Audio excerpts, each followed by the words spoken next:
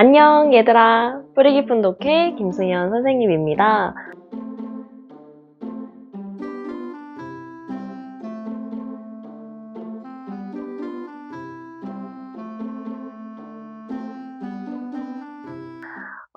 지난 시간에 우리가 그 찬이라는 친구가 선사시대에 갔다 오는 이야기를 읽으면서 선사시대에 대해서 알아봤잖아요.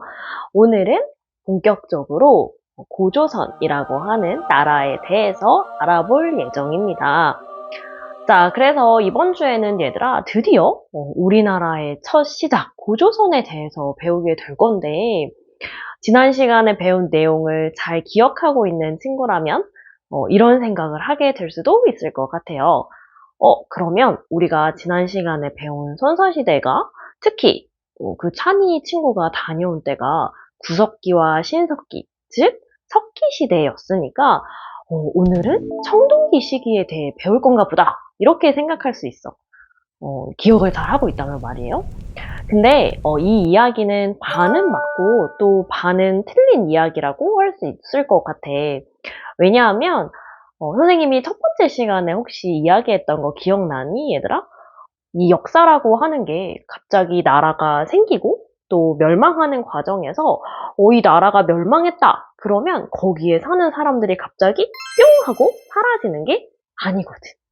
그리고 우리가 공부를 하기 위해서 그때 어떻게 살았는지 알기 위해서 편의상 무슨 시기, 뭐 어떤 시기 이렇게 구분을 하지만, 오늘은 갑자기 선사시대였다가 내일은 갑자기 역사시대가 뿅 하고 되지는 않아. 왜냐? 역사는 옛날에 있었던 이야기, 즉 어떻게 사람들이 살아갔느냐 하는 흐름이기 때문에 그렇습니다. 그래서요, 이 고조선이라고 하는 사실 국가는요, 처음 시작할 때는 청동 문화와 함께 발전한 것 맞아. 그런데 오랜 시간이 지나면서 이제 인류가 청동 말고 얘들아 한 단계 더 발전해서 철기라는 재료를 쓰게 됐거든. 그래서 청동기 문화에서 발전해서 또 철기 문화까지 발전하는 그런 모습을 보여줍니다. 그래서요, 이 고조선이라고 하는 국가는 청동을 사용하기도 하고 철기를 사용하기도 하기 때문에 우리는 꼭 청동기 시기라고 콕 집어서 말하지는 않아요. 그런 같은 이유로 우리가 고조선을 이제 역사의 시작이라고 얘기를 많이 하는데, 뭐 친구들이 이렇게 물어볼 때가 있어. 선생님, 분명히 그 청동기라고 하는 시기는 선사시대에 구분이 되고 선사시대랑 역사시대는 다르다고 우리가 배웠는데 왜 고조선은 역사의 시작이라고 얘기하나요? 하고 질문할 때 있거든.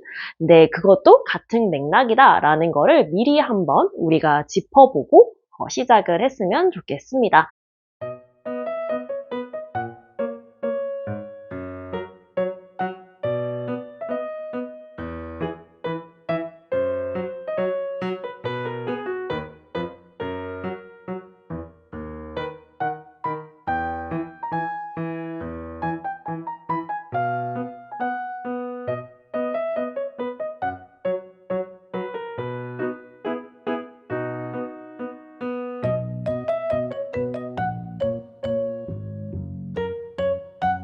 자, 그래서 오늘은 얘들아 어쨌든 고조선에 대해서 좀 배운다고 얘기를 하고 있는데, 음, 여러분 그 고조선이라고 하는 나라가 어디서부터 어디까지의 이제 크기의 나라였는지 혹시 알고 있어요?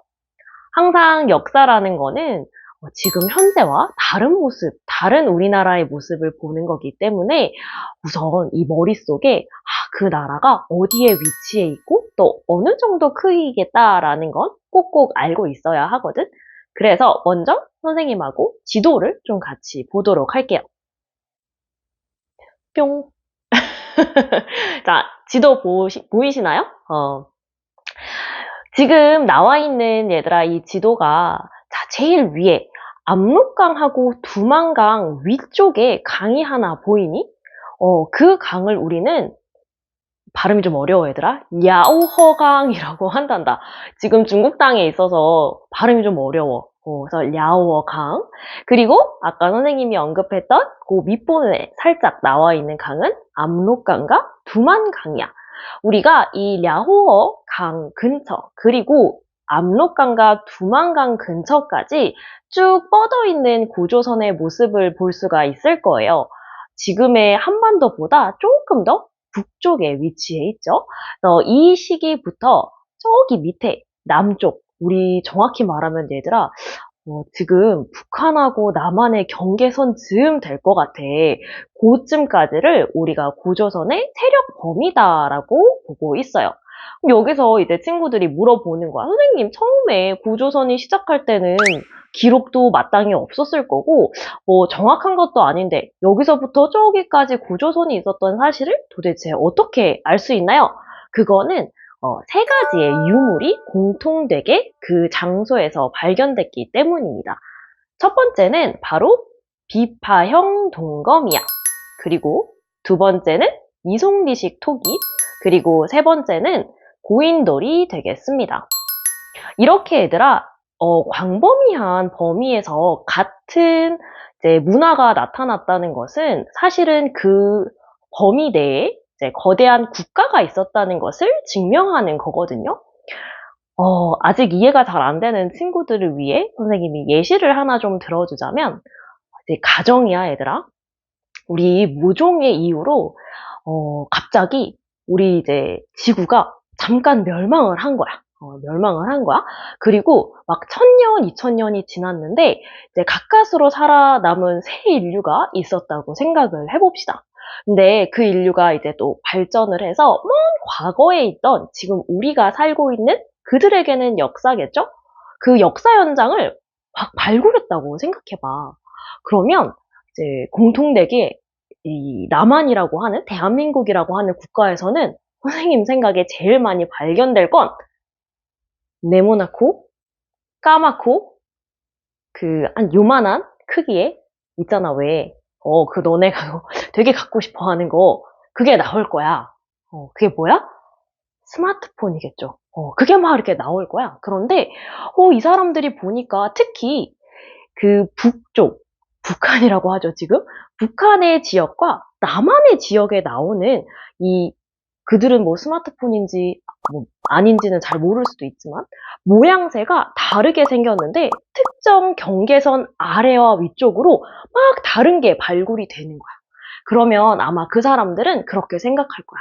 아, 어떤 이유든 간에 이 경계선의 위쪽 사람들은 이런 걸 많이 사용했구나. 그러면 이 사람들이 하나의 국가를 이루고 살았겠구나. 그리고 이 위쪽의 사람들은 다른 모양의 이런 걸 쓰네? 그러니 이 사람들은 그들만의 국가를 만들고 살았겠구나. 이런 식으로 추측을 할 수 있다는 거야. 마찬가지야, 얘들아. 같은 문화를 넓은 범위에서 공유하고 있다는 건, 그들이 그 지역에서 같은 국가를 완성하고 살았구나라는 걸 우리가 추측해 볼 수 있다는 거죠. 그래서 우리는 고조선을 아까 선생님이 얘기한 지도에서 그 랴호어강 부근부터 우리 지금 현재 휴전선이 있는 그 부근까지 고조선이 있었구나라고 생각을 하고 있습니다.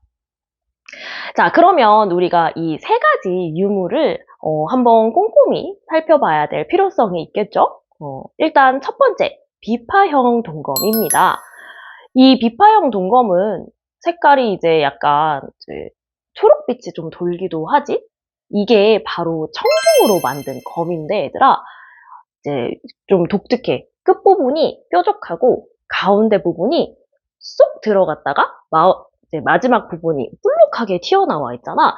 이런 모습이 마치 여러분들은 잘 모를 수 있지만 비파라고 하는 악기가 있거든요. 그래서 그 비파라는 악기와 닮았다고 해서 비파 모양, 비파형 동검이라고 얘기를 하고요. 그리고 두 번째, 이 미송리식 토기. 되게 매끈하고 이제 약간 그 곰이 먹는 꿀단지처럼 좀 생겼죠? 그 지난번에 배웠던 신석기 시대에 빗살무늬 토기는 되게 뾰족하고 얄쌍하게 생겼는데 이건 좀 정반대의 모습을 좀 가지고 있는 것 같아. 자, 비교를 한번 해보면서 봅시다. 이제는 신석기 시대 사람처럼 강가에서 막 토기를 이제 바닥에 꽂아서 막 사용할 필요가 없기 때문에 바닥이 평평한 형태로 발전을 했죠. 그래서 이 두 번째 미송리식 토기가 많이 발굴이 되었고, 그리고 마지막 보자. 고인돌이야. 얘들아, 우리나라 별명이 고인돌의 나라래. 진짜 고인돌이 엄청나게 많이 이제 발견이 된 나라이기도 한데, 이런 고인돌도 빼놓을 수 없는 이제 고조선만의 특징이 되겠습니다.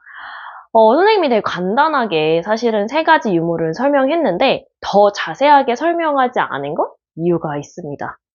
왜겠어요? 우리가 다음 시간에, 사실 수업 시간에 오면 더 자세히 고조선의 생활 모습과 그리고 도구들에 대해서 볼 거기 때문에 그래요.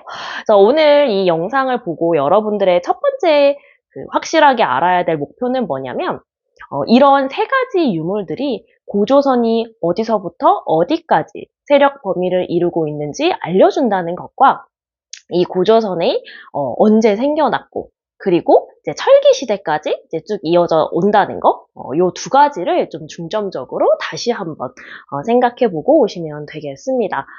자, 그러면 얘들아, 어느 때와 같이 아시죠? 영상 보고 비법 노트 해오는 거 잊지 마시고요.